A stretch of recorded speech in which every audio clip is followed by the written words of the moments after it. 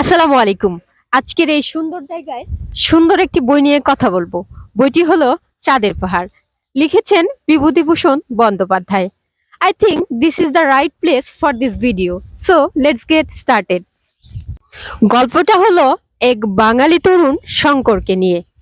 স্বপ্ন, অ্যাডভেঞ্চার, রোমাঞ্চ এবং অজানাকে ছুঁয়ে ফেলা।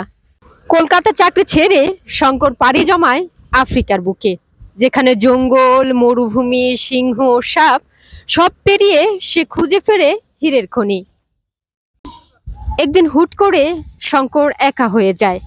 আলবারাজের মতো বন্ধু জীবনে বেশি দিন থাকে না, হারিয়ে যায় অথবা মরে যায়। এই বিদঘুটে আরণ্যে শঙ্কর একা, তবুও থেমে যায়নি। গল্পটা শুধু মরুভূমি, জঙ্গল, সাপের নয় কিংবা হীরের নয়। গল্পটা বেঁচে থাকার লড়াই এবং স্বপ্ন দেখার শক্তি। আমরা অনেকেই তো স্বপ্ন দেখি, অজানে বা শঙ্করের মতো ট্রেনে চেপে অজানায় হারিয়ে যেতে পারি। তাই আমাদের স্বপ্নের পথে হাঁটা উচিত। এই গল্পটি আমাকে শিখিয়েছে স্বপ্ন দেখা আর স্বপ্নের পথে হাঁটা এক নয়, কিন্তু শঙ্কর তার স্বপ্নের পথে হেঁটেছে।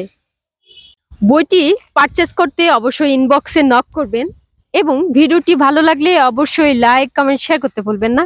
দেখা হবে পরবর্তী কোনো ভিডিওতে। Till then take care. আল্লাহ হাফেজ।